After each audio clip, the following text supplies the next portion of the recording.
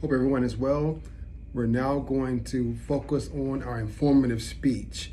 This is actually our first speech for a major grade. So this is a public speaking class. Now it's time to really publicly speak. So I'm very excited about this. This is our informative speech, which means by definition, you're supposed to give us some information on a particular topic. In assignment 6, there were a plethora of topics for you to choose from, but again, you are very much welcome to select your own topic. I want you to make sure you include something that has a particular interest to you. So when it's all said and done, there will be 4 different documents. You have assignment 6 is your rough draft outline. You pick your topic first, then you complete the outline from assignment 6.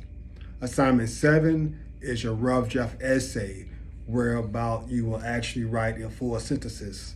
Assignment 6 outlines, keywords and phrases. Assignment 7, essay. Again, they're both rough drafts, so it may be a little rough around the edges. That's totally fine. Again, pick a topic in which you're given as pure information. It should not be persuasive. Some information is so just amazing or alarming or fantastic that will be persuasive in of itself. However, I want to make sure that you're purely giving us information. You can do a how-to speech, or in terms of how to change oil, or you can give a speech on the life of President Obama. You can give a speech on the history of Atlanta Falcons, a speech on any topic that really motivates and moves you, again, from a purely informative standpoint. So it's very critical when it comes to that. So again, you're gonna have a rough draft outline, assignment 6, rough draft essay, assignment 7, and now time for the major grade. And that would be your final outline, your final essay, and that would be on one document. You would take the best from assignment 6 on a Word document, entitle it final outline, make the best from assignment 7, which is the essay, make your final essay, that'd be on one document. Your final outline, final essay, one document. You will upload that to an actual Dropbox that states informative speech, final outline, informative speech, final essay. Once you record your speech, you will include that speech link into a separate Dropbox. A lot of folks tend to use YouTube because that seems to be the simplest format, in that you won't need to take up a lot of data. You just go ahead, upload it, go through the process, record your speech, upload it, send me the link. Some other people may use Google Photos or different other mechanisms, which is totally fine. So that's why it was important to make sure that you upload it and sent your introductory speech, which did not count for a grade, to make sure the process was smooth and seamless. So now this is our first major grade. It's very important to make sure you practice, prepare, and follow the checklist so you can maximize your grade in terms of this particular assignment here. So there are several requirements for this particular speech. I'm going to walk through that as well. So I just want to make sure we understood the whole format here in terms of the final outline, final essay being on one document, and the speech link on a separate document, and make sure you upload that properly, because again, no late assignments will be accepted. So it's very, very important to make sure you maximize that.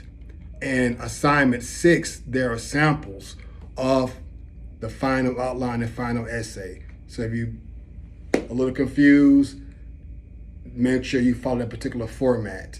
So again, it's the same topic that you use for assignment 6 and assignment 7, you will have for your final outline and final essay. You should present from your final outline. This prevents you from reading, because as I mentioned before, or actually in the Blackboard documents, you will be deducted, points will be deducted if you read often. You're supposed to read, actually look at a major point from the outline, then speak to the audience or the camera. You shouldn't read word for word, because it's public speaking, not public reading. So it's very important to make sure you understand your topic, you have a topic that you're really passionate about, and therefore able to speak to your audience in a much clearer and concise manner. So it's very important to make sure you present from your final outline and not read from your essay, because again, you will get major points deducted for reading. Very, very important. Now I want to quickly go over the actual parameters of the speech itself.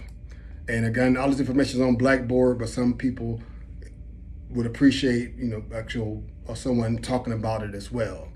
So again, on the actual date that everything is due, you must properly upload your final outline, final essay on that one document, and then the actual speech link on that second document, on the second Dropbox. You have two Dropboxes, one for your outline and essay final, one for the speech link itself, only the speech link. So, and it's really incumbent upon you to make sure I'm able to open it. Very important. If I can't get to it, if I can't see you, things of that nature, that means points will be deducted, or if you don't have it at all, you will get a 0 for the assignment. So therefore, it's important to make sure you upload it properly at the right period of time. The purpose of this speech is to, again, help you understand and ascertain and learn how to better speak in public using a topic of your choice, and also how to give a good, strong, informative speech. The time requirement here is 3 to 5 minutes long. So therefore, go make sure you practice and things of that nature so you feel relaxed and you're able to give a good, strong speech itself. One good thing about this is extra credit. So I'm gonna go over the extra credit, then we're gonna break down the parameters. Extra credit, 1 reference is required. And for the reference, you must state your reference while speaking, like according to AJC or per MedMD. Just go ahead and state your reference and your statement.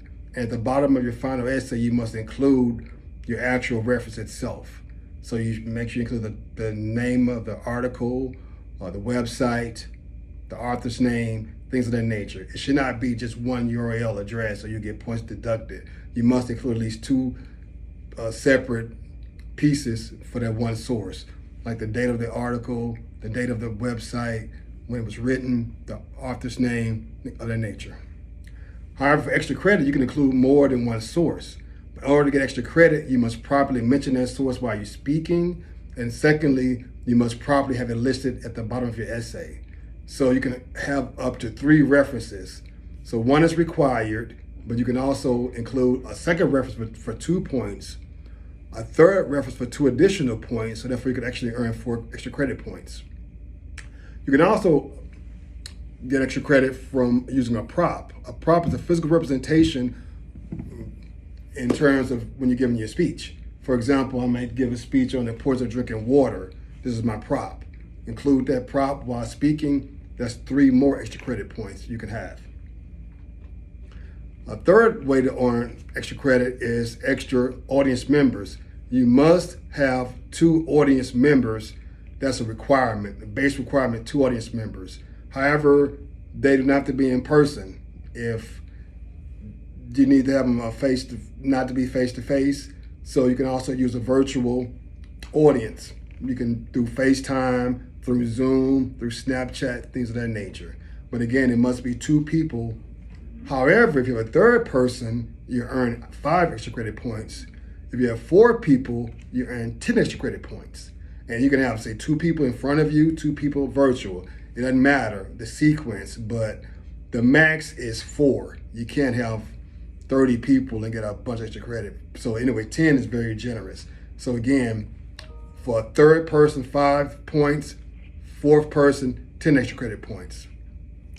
The 4th way to earn extra credit is submitting your actual speech and everything early, within a week early. And I sent information out to you last week previously regarding that. So for future speeches that's coming up, like our persuasive speech is coming up soon, and you say, okay, you know what? Let me maximize my points.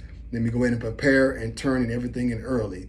And if you turn it within a 7-day period early, that means everything, meaning the rough draft outline, rough draft essay, final outline, final essay, and the speech. Those 5 items a week early, you then can earn 10 additional extra credit points.